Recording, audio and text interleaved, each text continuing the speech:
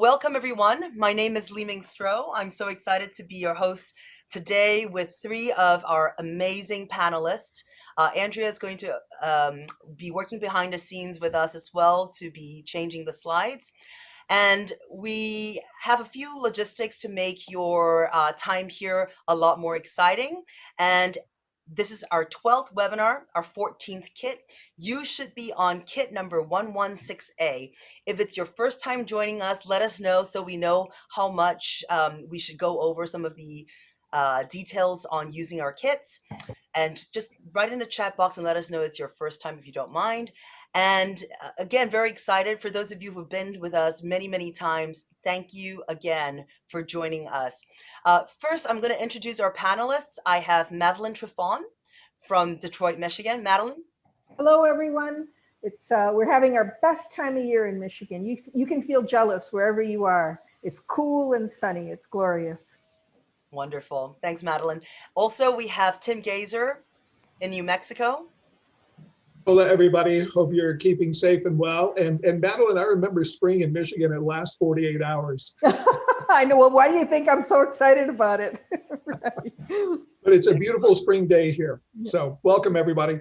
We have spring too here in the Bay Area. Evan Goldstein, my business partner. Evan. Yeah, no, it's spring here in the Bay Area. The sun is out. As I said before, the Giants are playing, in fact, literally as we speak. And for the person who was thinking that they were mentally in the country of France and in southern France, I hope you weren't thinking mentally during the time with all the frost that they've just been having. They just got walloped pretty hard, but I'm sure you were thinking ahead to better spring weather. So without further ado, I just want to kick things off. Wine number one, Madeline. Cheers, everyone. Here's to our collective good health and good cheer. Wine number one. And just a reminder, especially if you're joining us for the first time, these components that we're reviewing, and I won't be hitting all of them, just the ones that are speaking to me at this particular tasting, are referring to both of the nose and the palate. So we're not speaking about them separately. I think it's always important to look at color, and this one has a few green glints, and you know that can telegraph youth or treatment, winemaking treatment. So hold that thought. There is a little bit of a disconnect on this wine to me in a good way between the nose and the palate. The palate is very open, and the nose is very open and welcoming, and it speaks to key lime, maybe pink grapefruit, bright citrus, Meyer lemon, a little bit on the palate of a little peel, a little zest, a little bit of that pleasant bitterness. The tree fruit is all about pretty green apple to me, tart on the palate. The apricot and white peach in a ripe form really express themselves on the nose. So we're getting different elements from the nose and the palate, but they're absolutely in harmony. If you skip down to floral, this is an important element in this wine. There's a beautiful florality, apple blossom, but also any variety of citrus blossoms, especially lemon lime in this case. So we've got ripe citrus, we've got some stone fruit, and we've got a strong florality to this wine. Can we go to the next panel, please? And here we are. We have, just skip on down to herbal, because that's another presence as well. And you'll notice that there's a citrus element in the herbs too, lemongrass, verbena, sort of high-toned. I'd even add mint to this, a really high-toned, fresh green herb element, and then skip down to inorganic earth, big time on the palate. You know, the TDN petrol business, which we'll talk about in a bit, there's a little expression of that, but mostly on the palate to me, not so much on the nose. It doesn't pull my attention. A lot of, I didn't find any, and I agree with it. What I'm noticing right now, before I go directly to the structure, is my mouth is watering like crazy, and the flavor is actually swelling after I spit it out. There's a high degree of complexity to this wine and length. So residual sugar, dry, bone dry. Acidity, absolutely high. You know, I don't know if I'd call it austere, but it's certainly poignant and mouthwatering. The alcohol is medium. It's beautifully balanced. You don't even notice it, actually. It's not deficient. It's just in balance. No phenols, texture, lean and tart in the prettiest possible way. The finish is long to very long, and the complexity is at least medium plus to me. So this wine, going to the next panel, Li Meng, we're going to give people options on conclusions, but I want to tell you what's drawing my attention to this wine and what speaks to what it is certainly the floral element, the citrus, both ripe and tart, especially lemon lime, and that high-toned herbal quality, and the acidity. I'm going to overstate that beautiful tartness. So what have we got? We've got Gewürztraminer, Riesling, Pinot Gris, and other. Don't feel shy about saying other. This is a safe zone. You can be honest, right, Li Meng? Right, absolutely. If you didn't see any, you didn't think it was Gewürztraminer, not Riesling or Pinot Gris, tell us what you're thinking so that our panelists can help you sort of decipher what were the elements that led you down that path and what makes it not that particular variety. While people are filling out the poll, Madeline, just one quick question. When I didn't find any, how important is saying what you don't find in this whole process? That's actually a terrific point. You don't have to say it out loud to yourself, but just note it to yourself, especially if you're going through a checklist. The wine is telling a story with both what it is expressing and what it's not expressing. And often, I didn't find any will keep you from pivoting into, some bizarre direction that you will regret a little bit later. I will say before we reveal, just remember Gewürztraminer has a strong florality, and as does Riesling. Pinot Gris tends to be what we would call a non-aromatic or lightly aromatic grape variety. It doesn't mean this isn't one. I love to overstate the obvious. And the mouthfeel of both Pinot Gris and Gewürztraminer tends to be in classic expressions radically different from Riesling. We've got a couple old world and a couple new world options. And some grape varieties will express a minerality even when they're from the new world. I will say that. Great. Thank you for all the hints. And just for everybody out there, technically, if you are actually filling out the full workout wine grid, we do score points when we put I didn't find any. So you can still score points when you put I didn't find any. And if you're wondering, how do I get my score up? That's one of the factors. If you didn't see any and we agree that you don't see any, we actually score that. So we're going to end the poll right now and share the results. We'll reveal it and then we'll talk. Madeline, if you look at the results, we have 75% firmly in Riesling, and the rest of them are in mostly Pinot Gris, a little of Gewürz. And then in terms of region, you have a 60-40, 60% in New World, and a split within that. What would make it more Australian versus Washington?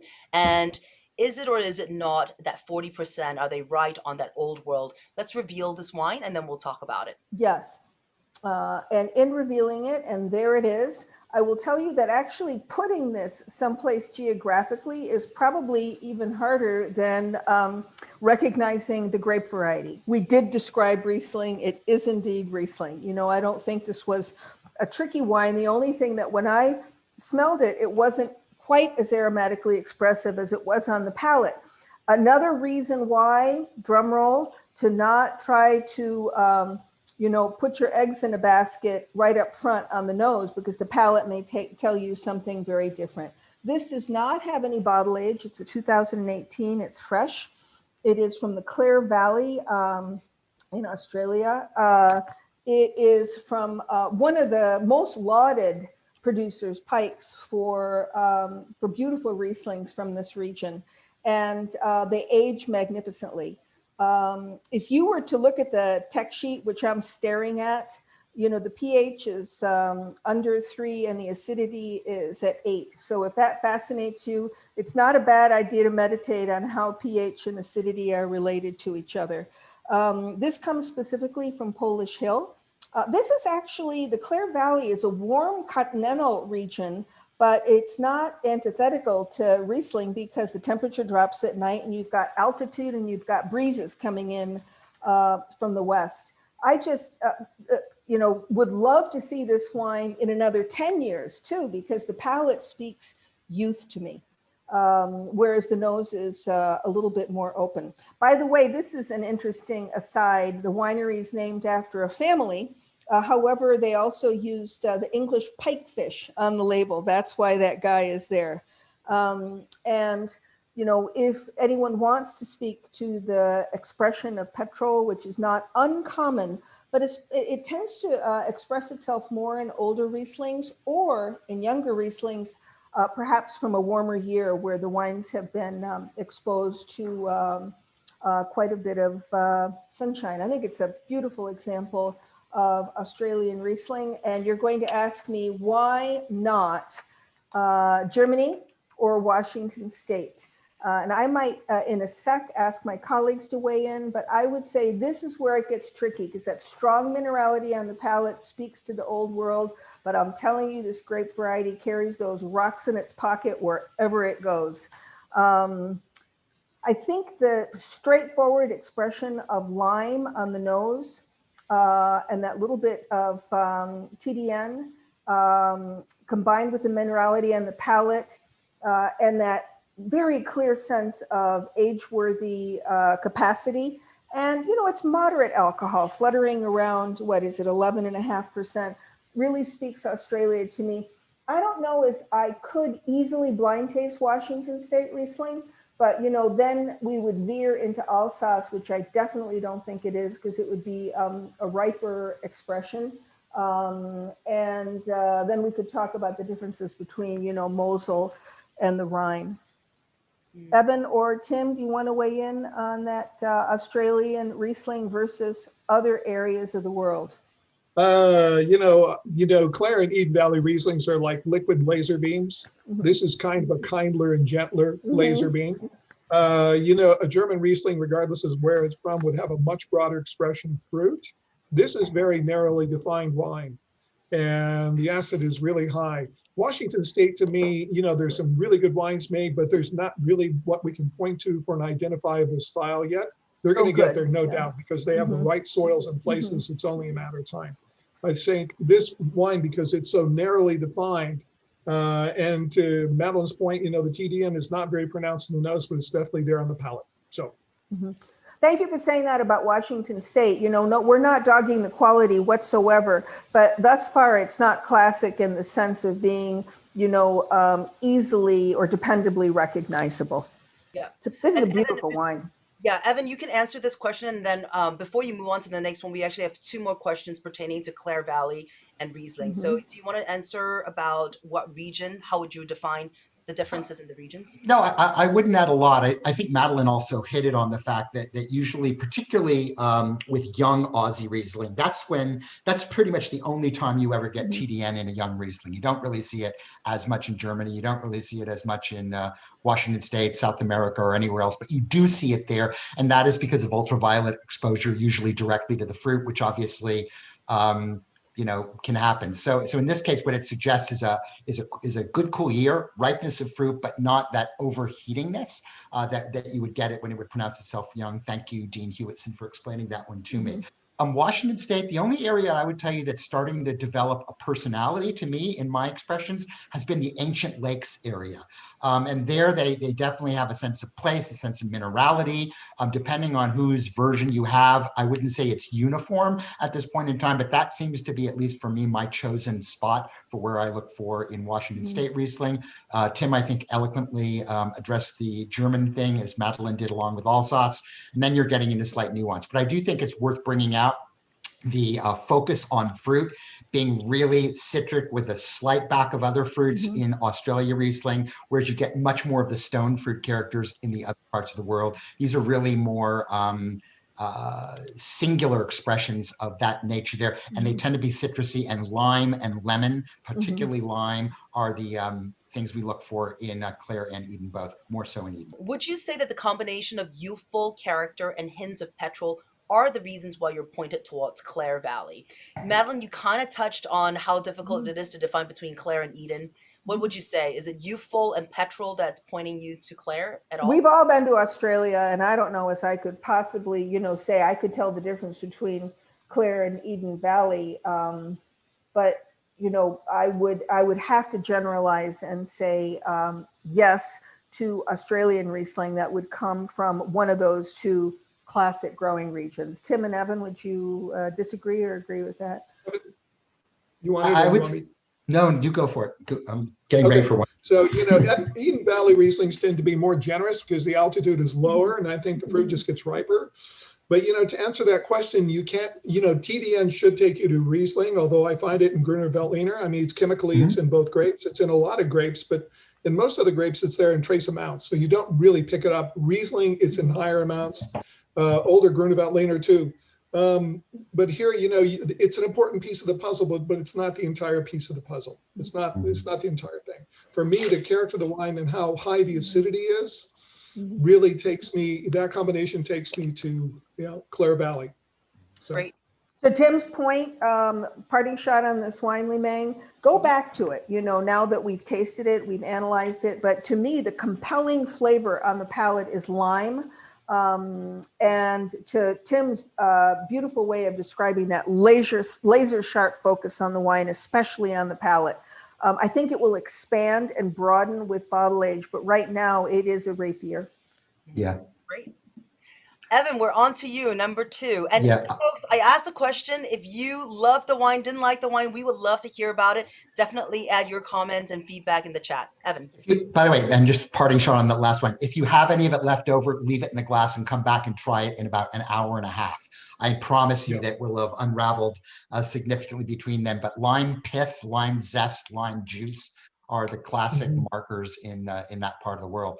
Wine too is a very different take on a white wine, and talk about juxtaposing two kinds of wines that don't share as much in common as they do somewhat differently. From the appearance standpoint, the wine's got brightness to it. It's medium in color. It's got a little bit of highlighting to it, be it silver, be it green, whatever you want to call it, it's there, and obviously no effervescence.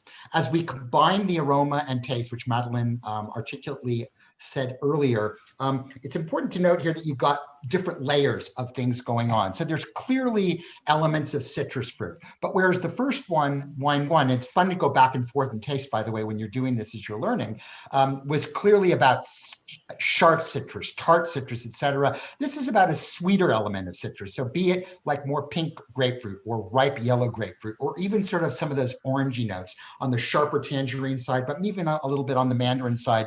That's what speaks to me here. Both fresh, as in cracking fresh, and also ripe as well too. And again, both parts of the flesh. Tree fruits here, strong. To me, it's probably more dominated by the citrus today, but there's a little bit of that coming through. I'm thinking of quinces. I'm thinking of like quince preserve or something like that, kind of underneath there. And then some tropical notes, definitely on the fresher side of things. But something that I noted to myself that I didn't really remember tasting when we went through this wine the first time is there are some almost dare I say, musky sorts of characters. So if you're picking up on a soft element of lychee or guava or something like that, there's a little bit there, and I'll explain that later because it makes sense in the context of the wine now that we know. And it's definitely got floral elements to it, again, stressing the citrusy thing here. What's interesting about, let's go on to the next slide, and then I'll explain it more because we'll get into the structural parts here too.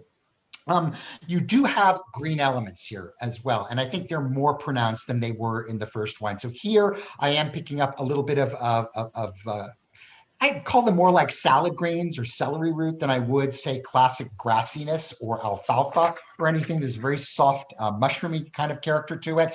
What I'm not finding here are those like uber green elements, like the strong green olive or the strong mowed lawn kind of thing that's there, which would tell me something and doesn't tell me something at the same time. A little bit more of that lemongrass, a little bit of bay leaf, etc. A sort of soft organic earth character, although nothing inorganic, whereas you got that sort of very stony sense of minerality in the first one. I'm not finding anything here. Is there oak aging here? Yeah, I'm picking it up as much in texture as anything else, but there's definitely something that shows there. Maybe it's those oxidative notes because there's almost sort of like an almondy, lightly not sweet marzipan character or frangipane character, a little bit of macadamia nut, that sort of oily texture here, which I would associate with, in one sense, wood and in one sense not. And we'll talk about that later. Lee's contact is there too, elementally, in terms of not only providing a little bit of autolytic nutty, but also, again, some textural notes here. In the mouth, the wine is dry. Body-wise, it's fuller than the first wine. So this is more medium plus. The other wine was definitely in the medium. This is fuller. The acid here is high, relative, but more in the medium plus range. If you go back and forth between wines 1 and 2, you do have that shrillness in wine 1 that you really don't pick up in wine 2. But if you only had wine 2 by itself and weren't coming off of wine 1, it would seem fairly tart in acidity there. Nice length, good complexity in the finish. So what could we be? What could we be? Well, there's a choice of 4 varieties up here as the poll gets up, and let's kind of talk about them. Let's work from the lesser known to the more known. Verdejo, which is the grape of Rueda in Spain, is known for being fresh and bright and otherwise maybe a little bit green, herbal, not super strong, except when blended perhaps with a little bit of another grape, which it is occasionally. Most notably, that grape would be Sauvignon Blanc. Chenin Blanc tends to be a little bit more in that kind of applesaucey, appley vein. So there was a little bit of that quince that I mentioned earlier, but not a super amount of Chenin, not to mention there was none of that kind of lanolin-y, woolly sort of thing that I often associate with the variety, or in its riper stages, more of that kind of juicy fruit gum, slightly fruit cocktail character. Sauvignon Blancs can be very green and very pyrazine driven, as we see in certain parts of the world, but they can also be softer and more citric on the palate, speaking more to ripe citrus and not depending on the climate that it's in. So those are just some thoughts as you're voting. And then obviously regions are associated with appropriate areas, both in the New World and in the Old World. And if there's another spot that wasn't there, whether it was with a different variety or not, worth bringing up as well. Yeah, and if you've picked other, definitely let us know what you're thinking in other.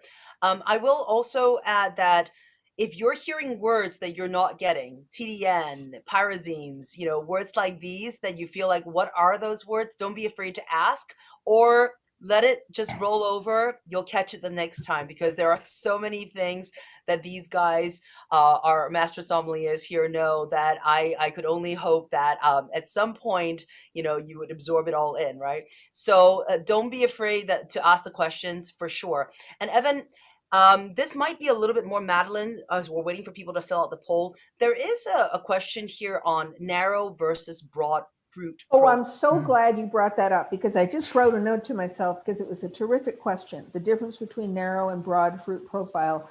I think, frankly, if it's a narrow fruit profile, you're probably going to get fewer descriptives. It's more delineated, it's a tighter definition of fruit, whereas a broader fruit profile speaks to a wider range of categories, be it, tree fruit or stone fruit or citrus fruit or tropical fruit. Also, the narrow profile can, as Tim defined it, be specific to the texture, more laser-like, more focused, tighter, as opposed to a broader, more relaxed expression. I hope that answers the question. Great. So Evan, as we're about to reveal here, we have one question. I think I was going to take a quick stab at really quickly desimplifying the pyrazine and the TDN thing for everybody, if we are getting too geeked on you there. Pyrazines, or more technically methoxypyrazines, are the green components of wine. So if something ever tastes like bell peppers or super grassy, super green, or that strength and pungency of like a gooseberry or something like that, that's pyrazinic, or pyrazine. And by the way, you can find those same bell peppers and peppers in red wines as well too. Oftentimes pyrazine is associated with Cabernet, for example, as a variety. TDN is a fancy schmancy word that Tim can pronounce that Evan can't, that really speaks to that sort of petrol, gasoline, or fusel oil character that you get in certain varieties, most notably Riesling, and as Tim said earlier, Gruner Veltliner. Great. Okay, I think that we're ready to show the poll results. And one of the others, Evan, is white Burgundy. And so a question was, one person got white Burgundy. Where did I go wrong? Well, I think that if you picked white Burgundy, you were probably doing it as much on texture as anything. And this wine, whereas the first wine had that sort of lean, borderline austere, singular, acid-driven character. This wine is much broader on the palate. It is rounder on the palate. It is at once sort of creamier, if you want to use that word, on the palate. And oftentimes, good white Burgundy, presuming you're moving Chablis and thinking of it almost in its own separate category, although it is part of Burgundy, tends to give you sort of a voluptuousness to it, a Rubenesque sort of character of body and a softer attack. So somebody got there, that's probably why. And then the definition of the fruit being sort of on that softer side could have suggested some Chardonnay character. So it's not an awful call by any stretch of the imagination. Great. So you have the results here. We're going to reveal the wine. 56% thought that it was a Sauvignon Blanc. And it is indeed a Sauvignon Blanc. And Evan, I think that we're kind of split down the middle, old world versus new world. So I'll let you take it away here. Well, this is a wine that's at once being a sort of an old world and a new world package. So let's talk about it a little bit. Quivira is a wonderful house. Quivira is in the Dry Creek Valley and has been since its existence. They've been making wine for, 30 plus years now, most recently under the guidance of their winemaker, Hugh Chappelle, who does an extraordinary job every year. And they have lovely vineyards and older fruit at this point in time. So it has that, and to me, Dry Creek Valley Sauvignon Blanc is really, quote unquote, all about the citrus and specifically all about the grapefruit. Depending on how ripe the year might be, it might be more pink grapefruit versus yellow grapefruit versus more pomelo-y white thing, but it's always going to be about grapefruit. What you're getting here, which is interesting, is twofold. Number one, if you noted that I said before that it was creamy and it was softer, there's two reasons for that. One is it's blended with Semillon. And Semillon, 6% in this case, is something that you would associate with France, and most specifically with white Bordeaux wines, which oftentimes have fairly large components in the dry wines of Semillon. That's what gives you a figuier character. That's what gives you the pear character. And that's what gives you more of a creaminess in texture. So by adding 6% of Semillon into this wine, you're softening those harder acidic edges that the Sauvignon Blanc would probably give you solo. In addition, we talked before about a little bit of lees stirring, and this wine has spent, I want to say about 14 months, if I remember, or maybe not that much, but some time on the lees.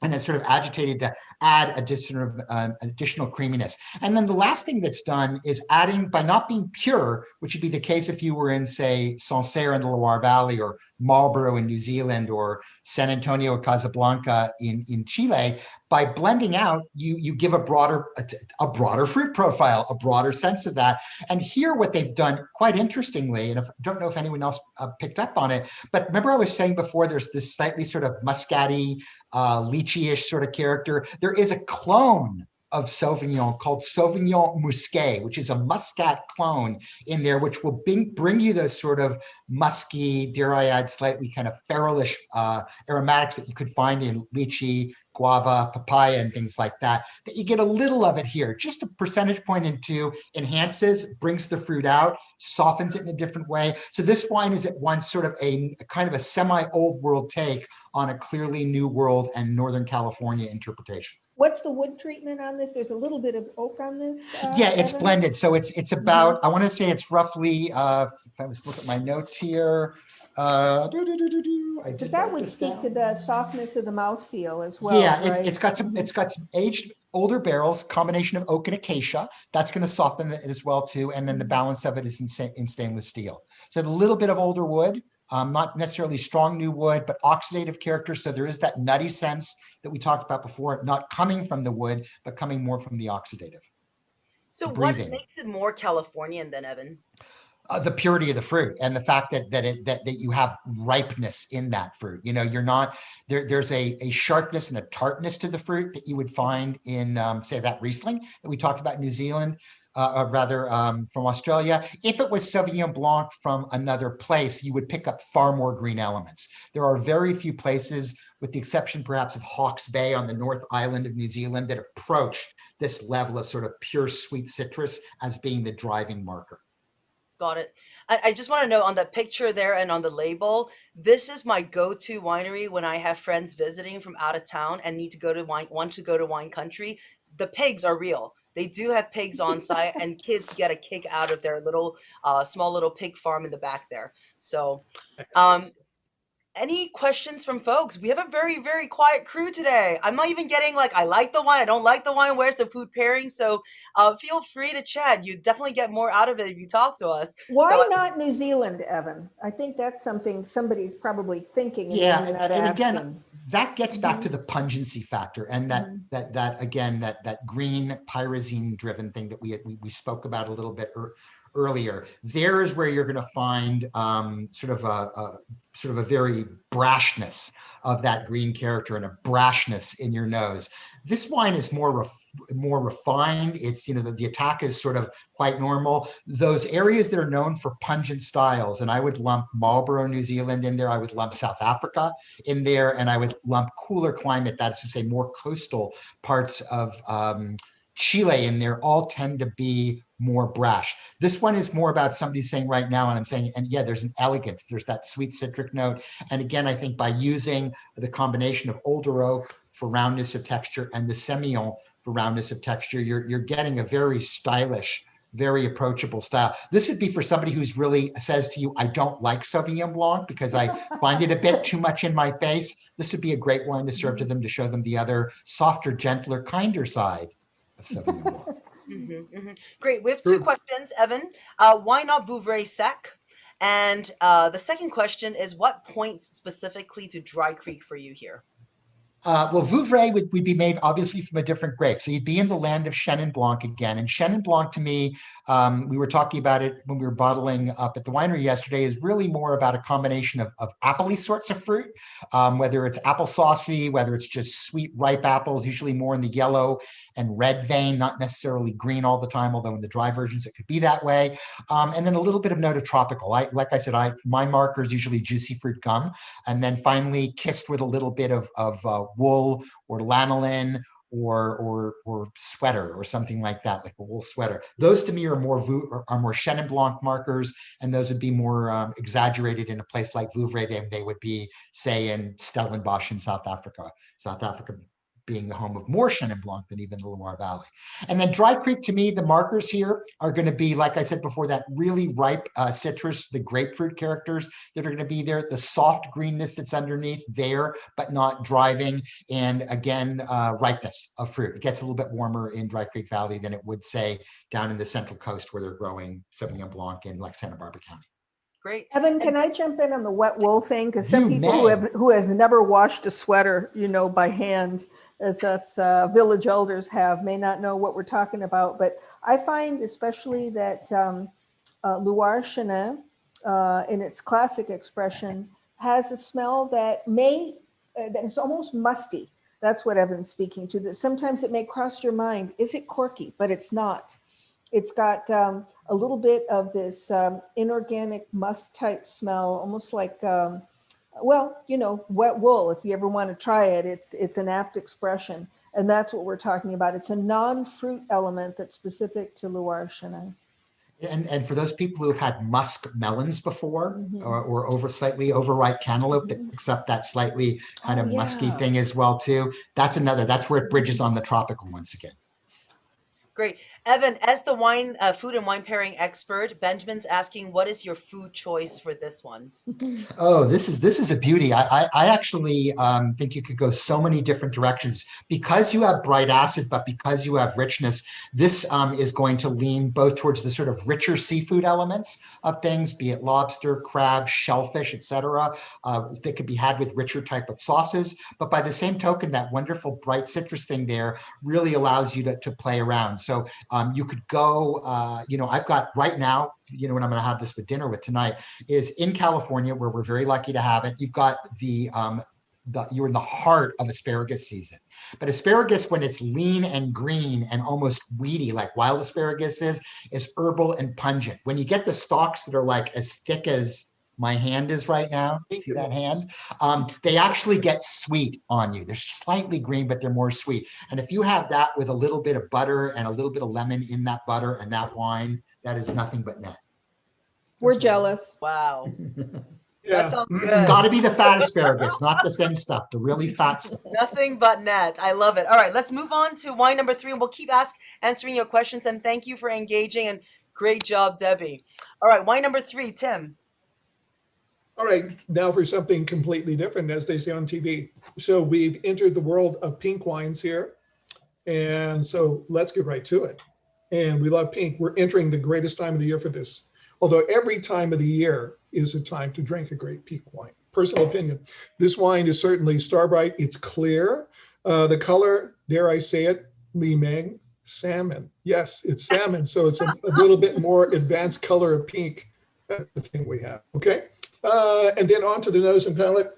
Obviously, with rosé of any kind, it's going to be red fruit dominant, right? Because even if there's black grape, like grapes or Cabernet grapes, you've got limited skin contact, so you get red fruit. And you've also got early picked fruit to make rosé. And both of those, I think, are true here. So red fruit dominant, sour cherry, particularly, definitely the strawberry, red plum, rhubarb, which is here on this grid is a vegetable. It's on the next screen.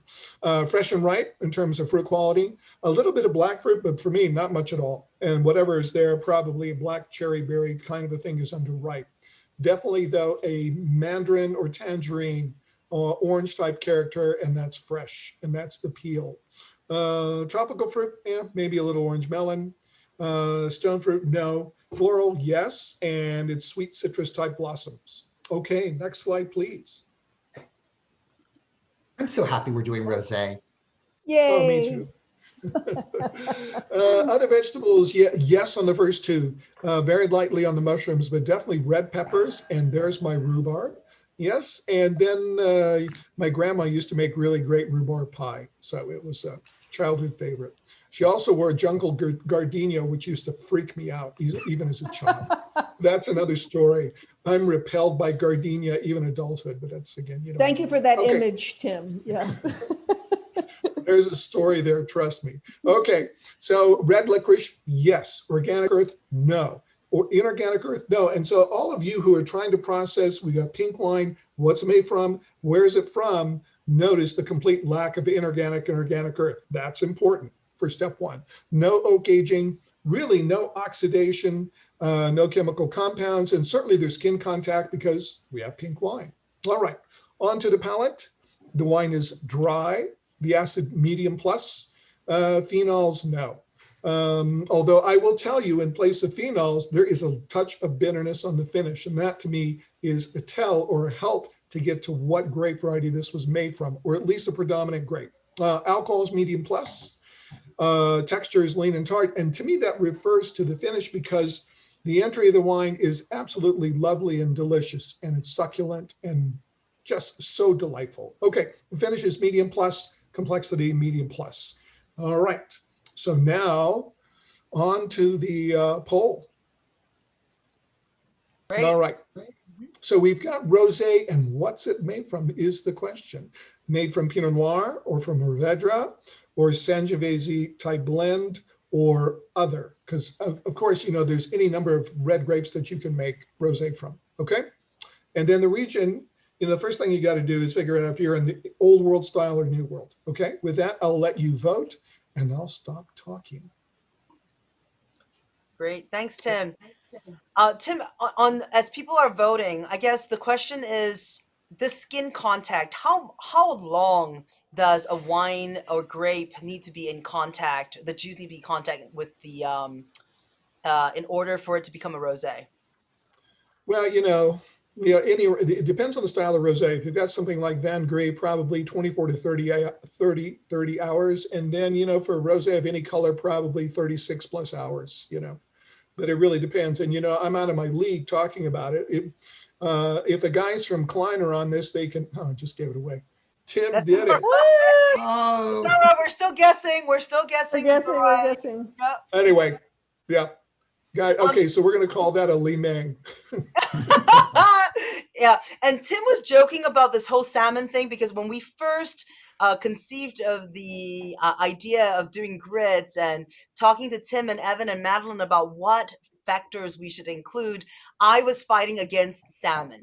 when we had only white and red wines. And now that we have rosé as a category of wines that we do bottle, I'm fully on Your board with hand was forced. and was forced. Yeah. Yeah, and was forced. But no, I think that salmon totally makes sense for rosés, and I love hearing what folks are saying here. Just another 15 seconds or so before we close the poll.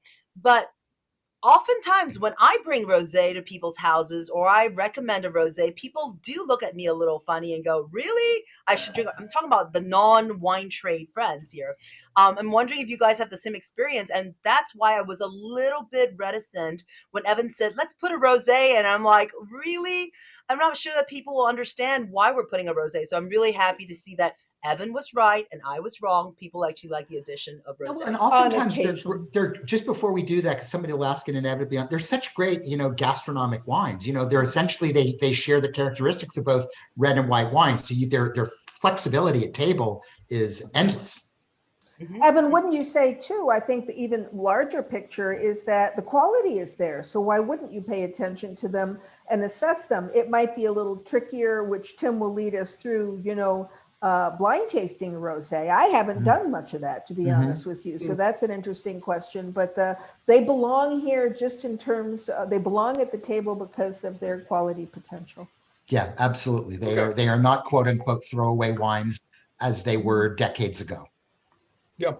Okay. Tim, we So have the results out, and we're going to have Andrea flip to the reveal slide, and we can talk about these results vis-a-vis that. well, as Tim so elegantly hinted at, can everybody see my So muse glad it there? It's a wasn't me. small monkey. Yeah. Anyway, okay. So, but just for the sake of logic and deduction, talk about Sangiovese blend. Sangiovese to me, just a much higher acid grape. This particular wine, notice the acid was medium plus. Why not Pinot Noir? Pinot Noir to me, Pinot Noir rosés are very pretty. They're very pure, red fruited. And there's not so much other in terms of herbs and even vegetal components. And the color is, frankly, more pink than it is salmon. And then I'm sure everybody got to the New World thanks to my hint, but there was a complete lack of earth and mineral in this. So this is, to me, a really lovely expression of Mourvedre rosé. It reminds me of, the great Bandol rosés, but it's not as expensive. And Tim, can I you say that. explain? We have a question here in Q&A. What is Mourvedre from Riza? Okay, so Mourvedre is a grape that is, I think, native to Provence in France. And again, Bandols, which is the famous appellation for this grape, great red and white wines, red and pink wines made from it. But you can also find it planted in various places, elsewhere in southern France. And originally the grape was from Spain. So it's called Monastrell or Montaro. And if you're in Murcia, in Cubia, or places like that, there's a lot of Monastrell that's made, Great. red wine. And I'm sure somebody from our team can put in the chat what's the alcohol on this particular rosé. But I also want to It's remind 13.5. 13.5. Thank you. Yes, 13.5. And I also want to remind everyone, if you don't want to go through the entire deductive process and you just want to see the text sheet and the information about this wine or what the panelists have said about this wine, you can actually go to the third option in your tasting kit online and click on full reveal or reveal wine profiles. Tim, another question on rosé here. What is this difference in winemaking that results in pinker or onion skin? And would you describe, since this is salmon, is this more onion skin or pink? Well, onion skin to me is like almost Browner. grayish orange. It's kind of, you're talking about longer skin contact maybe, or an oxidative type process. Yeah. So again, that's the winemaking wise, that's just out of my league. Yeah. I don't know how to answer that. I would say that the other thing that's important to just stress is that the whole Pinot Noir thing, the Van Gris thing that Tim alluded to earlier, not only you're going to have, again, a brighter level of acidity, but the colors tend to be far more muted. It's the bigger grapes, the warmer grapes that give you these richer, deeper tones. Whereas Pinot Noir rosé or the Van Gris gray wine style is its whole own separate animal. Whereas Rhone styles, be they made from Mourvedre or Grenache or whatever, are another style. And then the Italian Rosato would be sort of like the third style to me. And so Yeah. is it the amount of time that it's interacting with the grape that is that's changing the color? I guess a mix of both. Yeah, it's a mix of both. So one thing, you've got the length of skin contact, and the other thing is how oxidative is the fermentation. Is it a closed stainless steel tank at a lower temperature or warmer temperature, and you're using old wood? Great, great. I have to say, if anyone's feeling insecure, to hear Tim Gaiser say it's out of my league in terms of knowledge of winemaking makes me feel better. So it should make you feel better. I've never made wine. Yeah, I've never made wine. What's also, interesting? can we just have, Go ahead. Go ahead, Evan. No, Okay. please. Just a shout out to Decline to being certainly one of the longtime quote unquote Rhone Rangers in California wine, but to me one of the great sources of value and superb quality wines made from Rhone grapes, and I use them forever in the restaurant business. So big Amen fan. to that. What's lovely about this grape, and this comes from part of the world, as you can see, this is out in like Contra Costa County in Oakley in the San Francisco appellation. We actually have an appellation, the Bay area. These are our own rooted grapes. They're sandy soils, they're old vines, and you get that richness and profondeur, the profoundness, the French would say, that you can only get from old vines. And I love the depth of flavor that you get here. The other thing that's interesting is when people talk about Mourvedre as a red grape, and making red wines, you often talk about the pepperiness of it and the black peppercorn character. Here, you get it, but it's a much softer thing. So it's almost like pink peppercorns, but in even a softer version of that, much more floral character. But that pepperiness comes through along with that ripe red fruit. Beautiful wine. Yeah, I love the fact that the winery sent us this photo when asked, and what a gorgeous vine photo there is. Last question, Tim, and then we're going to move on to the next wine. Why would a winemaker, I love this question from Maggie. Right. Why would a winemaker with beautiful red grapes make a rosé rather than a red wine? Well, there are two possible answers to that. One is cash flow, and then the other is just a love of making rosé. Why not? It's a classic style and a classic wine. Great. One of the beauties of making rosé in one style, this is a style called saignée, or to bleed the wines, which what they're doing is when you've got your red wine tank fermenting, obviously the fruit you're starting with is red because of the color of the skins, but the juice itself, as Tim pointed out earlier, is clear. It's during the fermentation where the alcohol begins to leach pigment out of the skins, where it goes from clear to blush, blush to rosé, rosé over to red. At some point in time, you can either do two things. If you're making a dedicated rosé, you would remove all of the skins at a certain point in time, have that juice of another color that you want, and finish fermenting it. But you can actually do two things when you bleed the wine, which is to say you can pull some of that now pinkish or rosé colored juice out, pull it off the skins, finish fermenting it as a rosé wine. And the byproduct of that is that you have a higher skin to juice ratio in your red wine, which will give your red wine more oomph, more power. So oftentimes this is a deliberate process that they actually get benefits of. So in Tim's joking thing, you make money on it because you sell the wine twice. You sell both the rosé made from the bleed, and then you make a more concentrated red wine, which you'll probably be able to charge more for too. Yeah, and the other part of cash flow obviously is that a lot of times these rosés aren't going into barrels like other red wines might, and you release it a lot sooner. In this case, this is a 2019, right? So you're not holding on to that working capital and that inventory for a very long time. So on to the next wine, Tim. All right, everybody, the first red wine. And this particular wine is a very deep ruby color.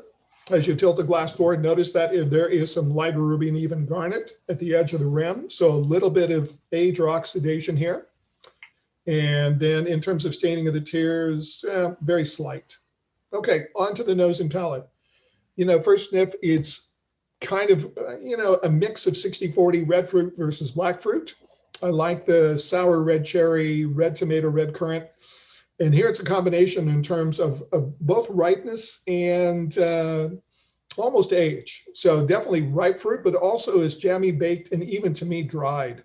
No blue fruit, but definitely some black fruit. That to me a little bit more amorphous. So black cherry berry, but again ripe and jammy, baked / dried. No citrus fruit, no floral. I like the dried rose a lot, maybe a touch of lavender, and the flowers are dried and they're not fresh. Okay, onward, please.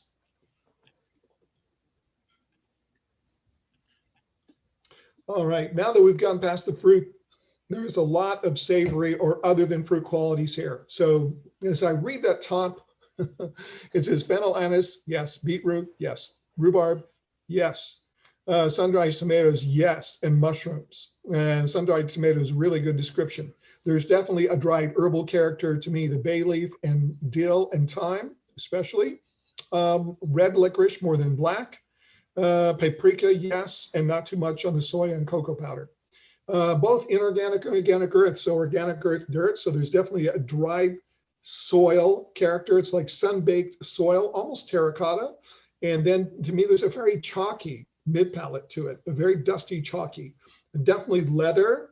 And that not so much from Brettanomyces, but just from age and time spent in oak. So yes, on oak aging, I would say medium character, but to me, this wine has quite a bit of time in oak. So how does it make itself known? Allspice, bitter chocolate, coffee bean, to me, pronounced vanilla, and then some oxidation. The almond skin is a perfect description. Chemical compounds, I do find something, and that's VA, volatile acidity. So if you smell the wine at the top of the glass, it smells a little bit like balsamic. And otherwise, perceived winemaking choices, no, not too much. On the palate, it is dry. The acid is medium plus. Alcohol also medium plus, and tannin medium plus. It's a medium plus wine. The finish is a little gritty and astringent, partially because of the grape, but partially because of all the oak treatment. And the finish to me is long, and the complexity is medium plus and even headed towards high.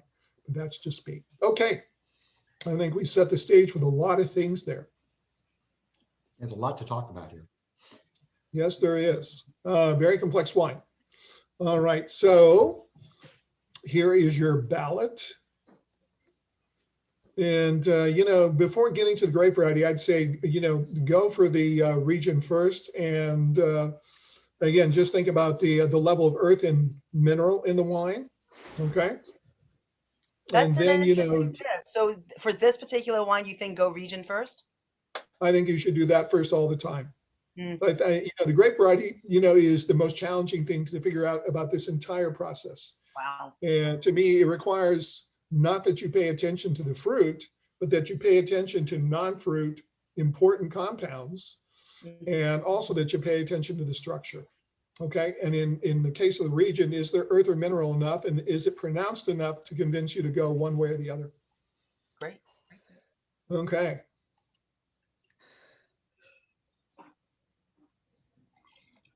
We'll just give it about 30 more seconds for folks to put in their vote. Again, these votes are anonymous, so don't be afraid to put it in. I will tell you that there is 2 running contenders now, Tim, where a lot of folks are putting it behind Sangiovese versus Tempranillo. So love to hear the difference between the 2. Okay. Great. All right. So you want me to answer that now? Let's see the results, and I will. Yeah, let's see the results. Absolutely. So here we go. Here are your Survey results. says. Okay. So we've got Sangiovese blend at 37%, Merlot at 5%, Tempranillo, et cetera. Okay, so Sangiovese, to me, just any form of it, and it's become my favorite red grape, by the way. Just higher acid. It's really quite high acid for a red grape, and also grape tannin. So if you take a sip of this, do you have tannin in the front of your mouth, on teeth, and your tongue, and your gums? The answer is not so much. All right. And then in terms of Tempranillo, the acid's just not as high.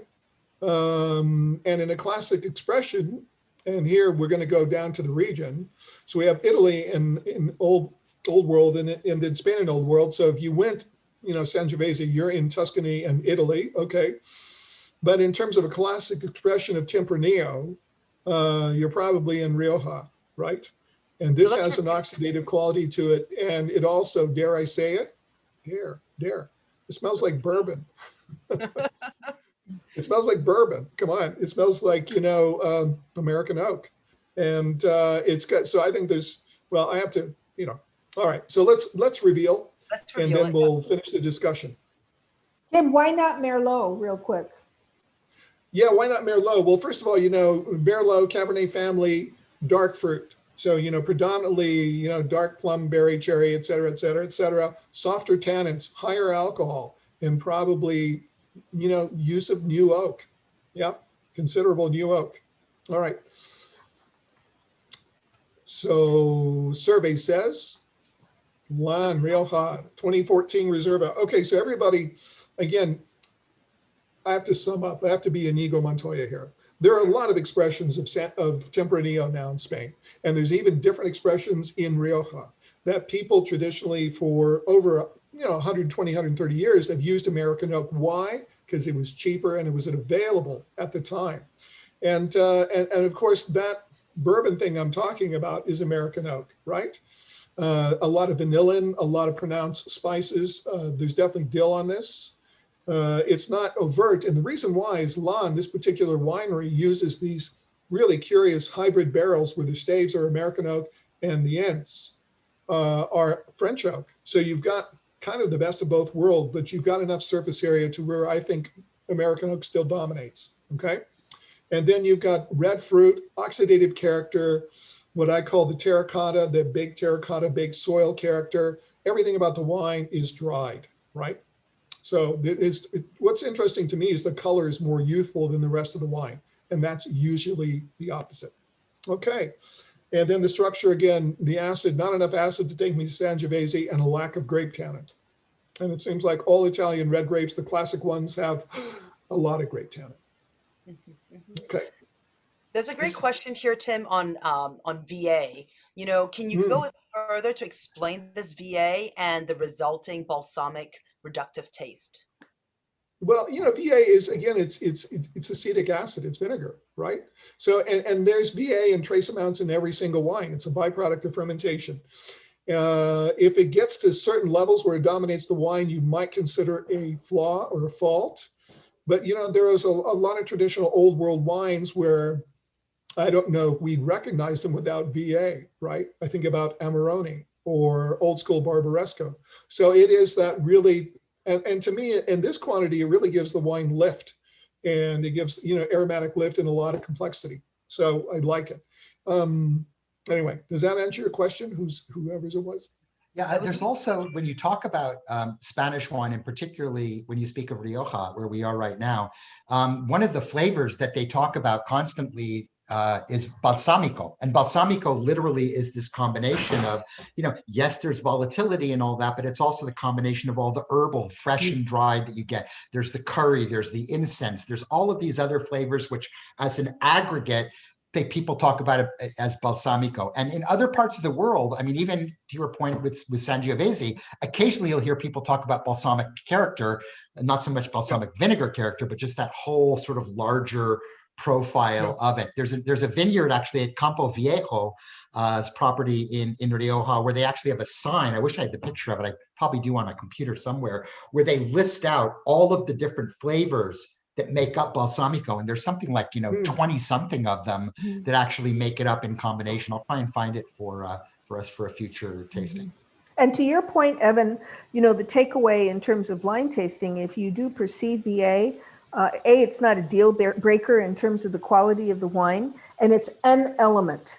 And if it doesn't command your attention, it adds complexity and could frankly be a tell, as Tim mentioned, in types of wines where it appears with regularity, such as Amarone. Yeah. In which case it's an attribute rather than a flaw. Well, for a blind taster, yes, yeah. Absolutely. Well, I also think it points out how most of what we think of faults or flaws, with the exception of TCA. So exactly for folks out there who don't know. What's that? What? She froze a second. Oh, But you know what I was just going to say, I was just it going to just goes ask. to show you. Ask away, Li Meng. Okay, so what I was just going to say is Yeah, go that ahead, Tim. practically everything we think is a fault or a flaw is contextual, except for TCA. I think that's universally considered a fault. So, but in the case of Brettanomyces or VA or any number of different things, they're contextual, and in some cases they may not be appropriate, and in other cases they're really a historical and traditional part of a wine. I'm going to ask the dumb question of the day. For those Yay. of us who have trouble identifying, can you guys hear me? Yes. Yes. No. You can hear you on and off, Ah, Li Meng. okay. Hear me now? Sorry. Yes, now yes. I'm so sorry. My internet's bad. The question I have is, how do you guys identify what VA is? How do you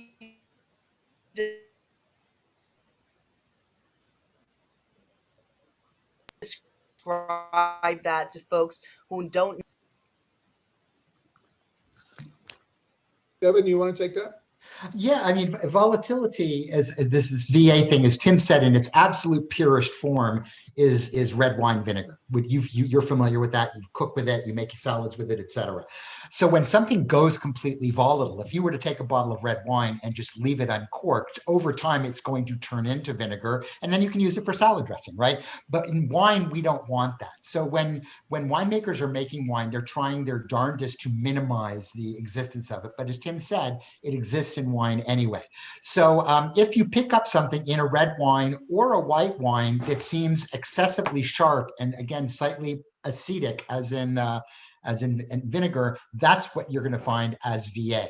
In small amounts, for example, you can't have great Pinot Noir without having volatility. You can't make dessert wine without having volatility. So in certain wines, it's very appropriate. Good Rioja, good many Spanish wines, many Italian wines have some level of volatility, but it's within the context of the wine, and again, recognizable as part of the fabric of that wine. It's when it's, as Madeline was saying, in an extreme, when it pulls all of your attention, that it's a flaw, that it's wrong. Great. All right, guys. I think we're ready to move on to wine number 5. Yes, let's do that. Okay, so we have another red wine here. And again, an interesting comparison. My wines have just been sort of sequenced as such that the juxtaposition of the wine prior and my wine, I think, are interesting combination factors. So as you're tasting this wine, think about that Rioja that we just came off of again. So right off the bat, if I look at them from the standard of appearance, they're kind of in that same level of intensity, same level of color, ruby-ish, but again, starting to get a little bit of gray hair around the edges, starting to go from that ruby to more of that garnety, orangey sort of thing. No stained tears in this particular case. The aroma and palate are still red fruit driven in my opinion, but they're more savory in nature. So that sort of cherry tomato or red tomato element when you're in the heart of tomato season and they're sweet is kind of what I'm getting here. Backlit by some red plum, some dusty berries and all that, very fresh and a little bit ripe. There are some black fruit notes here, again, sort of in that stone fruit and plum thing, but again, not super sweet, more sort of fresh. They're bringing more acid to it, along with that black character fruit. No citrus and no stone fruit, but some strong elements of flowers. So rose petals and that sort of sharpness of hibiscus, very much on the fresh end, very lively, very treble in the score of music things, treble and all that. As we move on to the non-fruit things, I think you have a wonderful mix of savory elements here on top of that sharpness. And I think if you go back here, smell this wine. Go back quickly and smell the wine that we just had with Tim. And you'll notice right off the bat that the nature of the red fruit here is a sharper character of fruit. It's a brighter character of fruit there, which should tell us something about it, although there are some similarities there. Strong other components. I think the phenylanis is a good call. Again, the mushrooms. Again, a little bit of that sort of, whether you call it tomato leaf, sun-dried tomato, umami thing. echoing that fruit character of sweet 100 cherry tomatoes we had earlier. Herbal for sure, pick whatever thing you want there. Slightly spicy, a little, again, not maybe as intense as black pepper, but maybe a subcurrent of white pepper, a little licorice, a little bit of, again, spicy mustard on it. Definitely kind of a truffly mushroom sense and an inorganic earth sense here. Comes off to me as sort of rocky or stony a little bit. Again, a little bit of that leathery character that Tim talked about here that simply speaks to the wine style, the grape, etc. Maybe some tannins picking them up there. Definitely oak on it, but used oak, not commanding me in the sense of I'm picking up vanilla and chocolate and coffee bean and sandalwood and all that. The oak sense is there, but it's more textural and just accenting rather than doing anything else. I am getting some oxidative notes here, more on the lines of sort of like roasted chestnuts, maybe a little bit of pistachio nuts here. No chemical compounds per se, but if we're speaking volatility, there's some little bit of volatility here, similar to what we talked about before. No definitive winemaking choices. And then in the palate,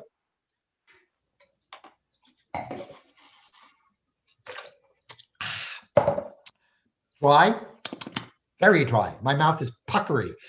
So the acid is somewhere between medium plus, although for some of you, because our mouths are already different, some of you might say it's very high in acid, but it's at least a medium plus. The alcohol level is somewhat moderate between medium and medium plus. I'm getting a slight warmth of my chest cavity, but not excessive. The tannins are there, a bit gritty, ripping at the sides of my mouth, just enough, not, pulling hard, too hard, and not astringent, but definitely present and a little bit on the bitter side. The texture is lean and tart, and again, bordering on that gritty astringent thing, but I think driven by the acid here. The length is medium plus to long, probably longer than medium plus, and the quality level between medium plus and high. I mean, this is a really, I think, well-made, solid example of what it is. Great. All right, so we're going to go on to our next slide that will show all of our various choices: Sangiovese, Nebbiolo, Touriga Nacional. I think for some folks, these might be new varieties. And so take some time to fill out the poll right now. Evan, any thoughts to help folks along? Yeah, well, Nebbiolo would be the great grape of Piemonte in the north of Italy. And it tends to be super tannic, super high acid. And although there are milder versions that might be kind of in the same vein as this, they're going to be much more intense, and the tannins are going to be a bit grittier. So although there are soft versions of Nebbiolo, they're something to keep in mind. Touriga Nacional, of course, is the grape of the Douro Valley in Portugal, but increasingly more other parts of Portugal as well too. It's their noble grape. It's the, for lack of better words, Cabernet Sauvignon of the country. And as with Cabernet Sauvignon in Bordeaux and other places, oftentimes it's the lead grape, and then surrounded by related grapes, kind of like Cabernet would have Merlot and Petit Verdot and Cabernet Franc and such. Touriga has other grapes that are associated with it, like Aragonés or Tinta Cao, Tinta Roriz, all these other grapes that are there. And then other could be something there. Clearly, Old World is going to be where you find a lot of those, but increasingly there's good versions of them in New World places, which is why I think you're going to find them there. But you have to ask yourself, are there a lot of New World attributes in terms of the markers that we talked about when you think about making those pairings? Great. Awesome. I'm going to close the poll out and share the results as we reveal the wines here.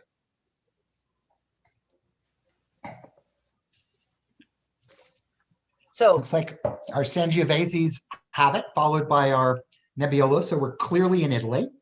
And for the people that pick Touriga, I've had some Touriga Nacional blends that share some attributes of that. So I don't think that's a bad call. And then obviously Italy dominates below, and Portugal after that for the people that pick Touriga. Makes sense.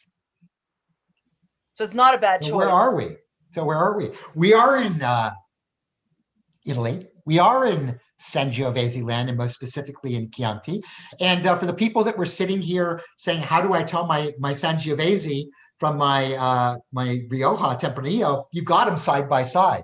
And I think many of the elements that Tim pointed out earlier, specifically in the structure, in the acidity level, in the austerity, in the use of oak and the kind of oak and how the oak manifests itself, you have a fairly true to life push here. You also have two dynamite producers here, Castello di Ama and this Ama Chianti, which they make, is a benchmark there. This is a wine made by the Pallanti family, and they've been making this specific wine since 2010, whereas the estate obviously goes back many years before that. But this is a wine that they're focusing in on some newer clones of Sangiovese. So the profile is a little switch. Maybe it's a little bit more modern for some people who are expecting something more, for lack of better words, traditional. But I think it's a great wine. It also speaks to the fact that increasingly it's a blend. So there are pure Sangioveses, and we see a lot of those in Chianti Classico specifically, and in other regions of Tuscany, but often there are other grapes there. Now, typically people will add grapes like, Colorino and the local grapes there, but increasingly you have people adding in international grapes in small amounts. And here, I usually tend to be a poo-pooer of that, because I sort of feel like if you put 3% Cabernet or whatever into a Sangiovese, that's kind of all I taste, sort of like Princess and the Pea stuff. But here they've added in 4% of Merlot. And I actually think it's done a wonderful thing of sort of broadening out kind of the middle palate, not taking away from the Sangiovese character and allowing the wine to shine through. The other thing that I think is worth mentioning here, and nobody would know this if we didn't tell them, this wine was bottled from magnums. So we received this wine all in magnum format rather than our traditional 750 milliliter format. So for those of you who are thinking, gosh, for 17, it tastes so fresh, it tastes so young. Well, magnums develop and age much slower than 750 milliliter bottles do. So it's always going to be delayed and come off more youthful than not. This also captured on the fact that this wine happens to be from the last of a triumvirate of 3 great years in Tuscany in a row in 15, 16, and 17. 17 being one of my favorites within that. And you've got just a really delightful wine in I think a good showing of Sangiovese Chianti. I don't know, Tim, Madeline, if you have other thoughts. I wanted to speak to the mouthfeel, because to me, it's a really classic expression specifically of Chianti.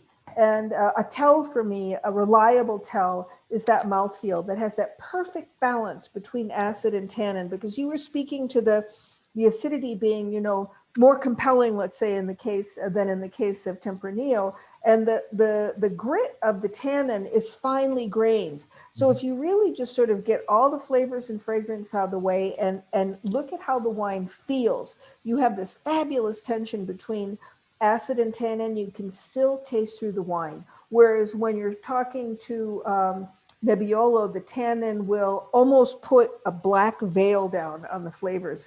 It can be so hard that it shuts down the perception of flavor. And in the case of Tempranillo, especially in the incarnation of Rioja, there's the wood. Whether you want to call it bourbon barrels or dill or whatever you want to call it. But to me, Chianti, in its classic sense, has that gorgeous tension of perfectly balanced acid and tannin. Yeah, just a couple of thoughts about the producer. First of all, Castello di Ama is one of the very top producers in Chianti Classico, and we're not talking about Chianti, which is a huge place. We're talking about Chianti Classico, much smaller.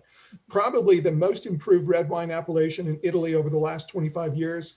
If you're curious, you should check out Chianti Classico 2000 project. It was almost a 30-year project that they did.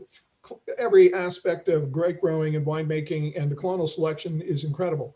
The Palenti family that Evan mentioned, Marco Palenti I met him, he was the president of the Consorzio from 2008 to 2010. The Palenti family owns the entire village of Ama. It's a 12th century village, and they have an incredible collection of modern art fixtures everywhere in the village. So if you were going to visit a place, in Chianti Classico, this is the place that you should go. I have to look at time, so I'm going to move us on to the last wine, since there are no questions on this particular wine. Feel free to throw your questions in chat and Q&A if you had him on the last one and I didn't catch it.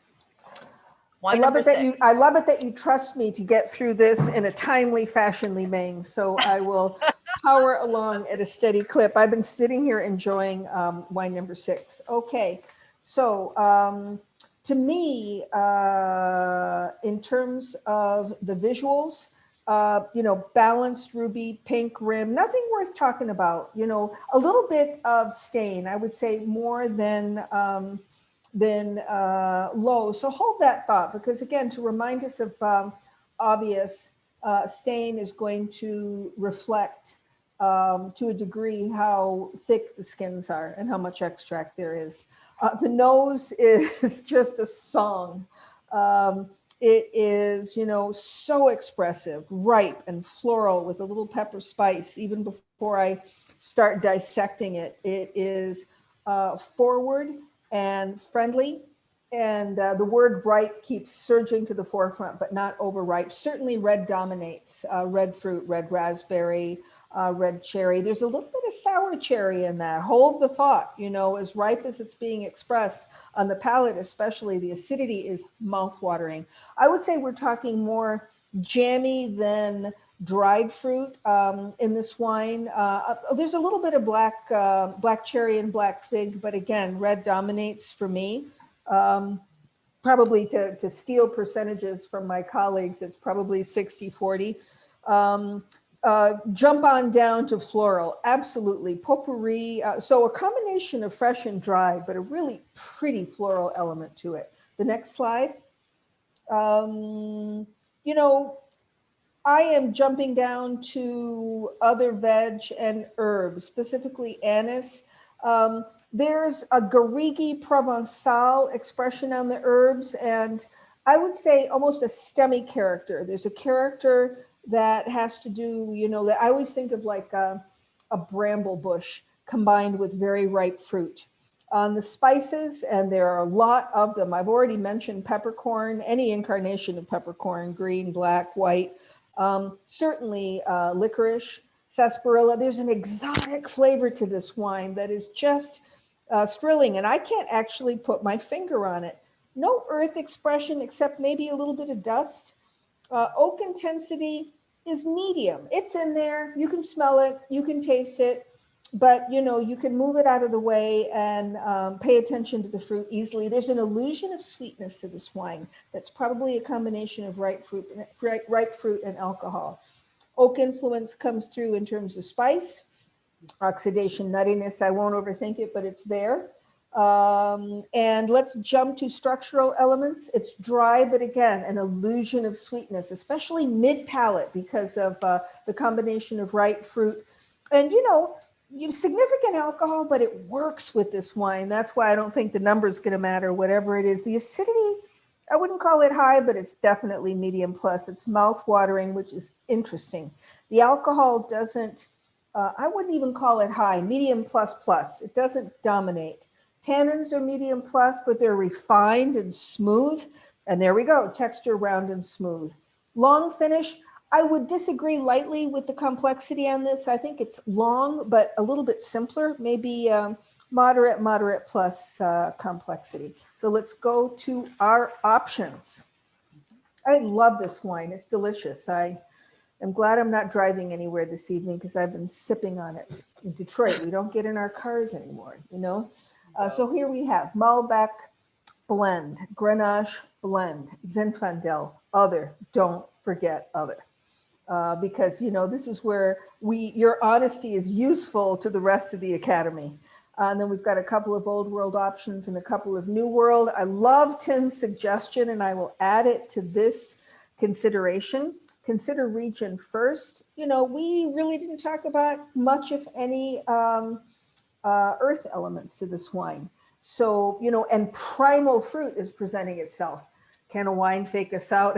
Absolutely. But I would say that the new world is, forcing its hand at this moment. In terms of the grape varieties, remember, go back to the quality of the fruit and the color of the fruit. Malbec tends to have a strong blueberry/black element.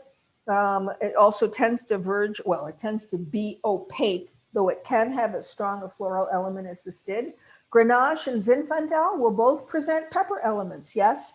And Zinfandel especially can have a combination of red and black fruit, and both of them can have firm acidity levels. How are we doing on timing on the Poly-Mang? I'm going to give people 5 more seconds if anyone else wants to comment about this wine before we reveal it. Mm-hmm. Colleagues? Eloquent. Nothing to add. That was really well done. So I do best when Li-Meng tells me I have no time. That was That very two, fast. go back to it's that two-strike swing, when you've got two You know, when strikes on you you. know, when you go into sports land, I go blind. So, One day I'll take you to a ball game. We'll talk about it. okay, it's a deal. I just want really bad beer and cheap popcorn. So there you go. Not at the So Giants games. here we go. Dear. Malbec, Grenache, even split, strong, Zinfandel. What is the other? Let's see if whoever did other, if you want to share what your other Yeah, was. that would be good. I mean, I find it very useful. And by the way, I browbeat everyone into going to the New World, but we do have actually a combo between California and Argentina because we had a respectable Malbec vote. Mhm. And why is it not Cabernet Sauvignon, for instance? Oh no, that's great. I mean, I love, as I've said before, I love overstating the obvious. My friends are the little elephants in the room, right? So Cabernet Sauvignon has, it's dominant with black fruit. It also tends to be opaque, especially when it's young. And the smell of it is, has a strong black currant cassis, black raspberry, a strong pyrazine element to it sometimes, depending on where it's grown and how young the vines are. This has none of that. Also, the tannin level will be harder. It will be more drying. Even when Cabernet is smooth, it's edgy, it's foursquare. The tannins here are a little more refined, more rounded. I love this wine, by the way. I'm going to keep drinking it while we review it. And because it's, there we go. It's a Ridge 2018 East Bench Zinfandel. We're so excited about this wine. Oh, it's so, it's so beautiful. And I want to talk about it for a minute because it's very interesting. I mean, Ridge, it's a little bit of a respectfully hackneyed phrase. Ridge is a first growth of California by anybody's measure. And when you think about Ridge, you think about Montebello, probably Paul Draper, and definitely Old Vine Sonoma Zinfandel. But in this case, this is very interesting. East Bench is relatively young. It's 20 years old, so not yesterday. It is 100% Zin, so this is not one of their, lauded field blends. And it's been planted with specific clones that they worked out over a long period of time working with Zin. East Bench is actually, a sloped area facing east, which is why it's called East Bench. And we're back to the Dry Creek Valley, which certainly is celebrated, in wine speak for Zinfandel as much as Sauvignon Blanc and Cabernet Sauvignon. What else to tell you about this? The alcohol is 15, no shocker, but it works completely. This is, even though it's 100% Zin, there were 6 parcels that went into this wine. I find the use of oak just stunning on this wine because, per usual, it's 100% American oak, but they are using 5 different ages of oak, ranging from, a little bit of new up to 4-year-old barrels. And I have to read this to you.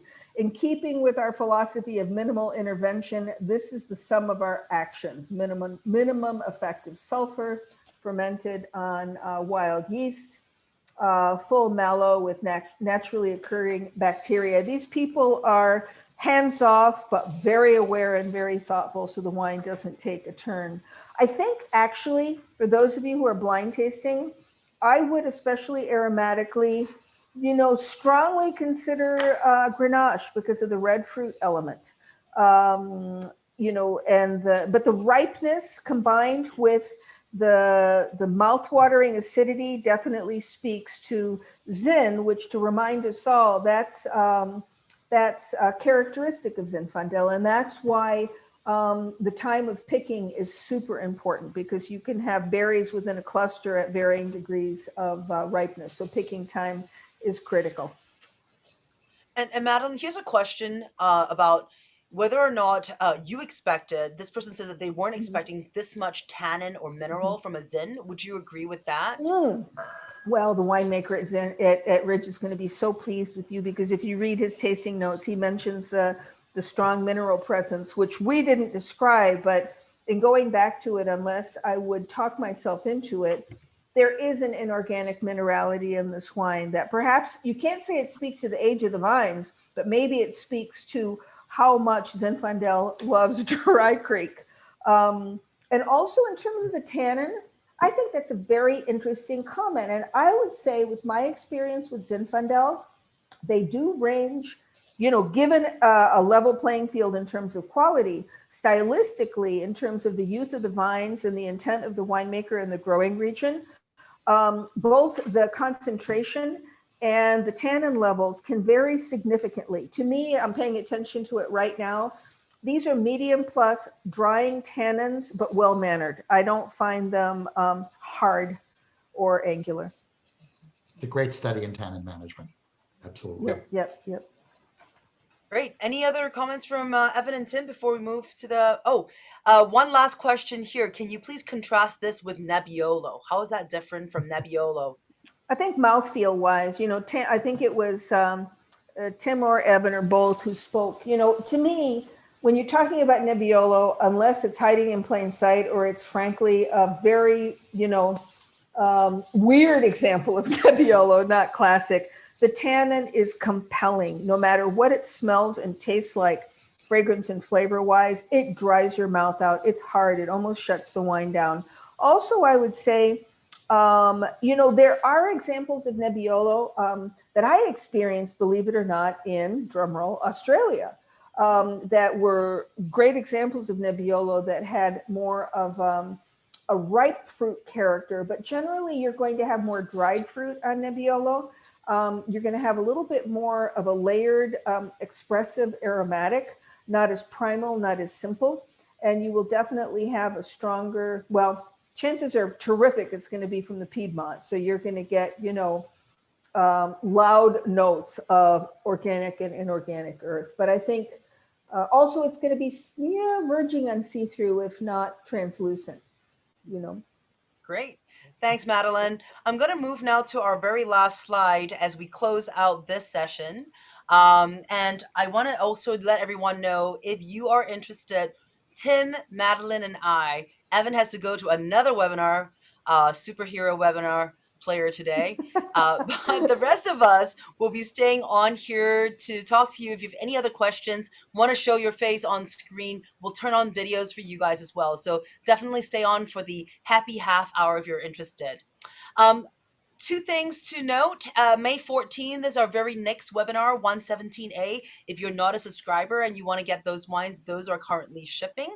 And then last but not least is this Best of the West. I'm so super excited about this. This is the magazine of the April issue, and we have 6 Californian Pinots next week and 6 Oregon Pinots. If you missed the live session, there will be a recording.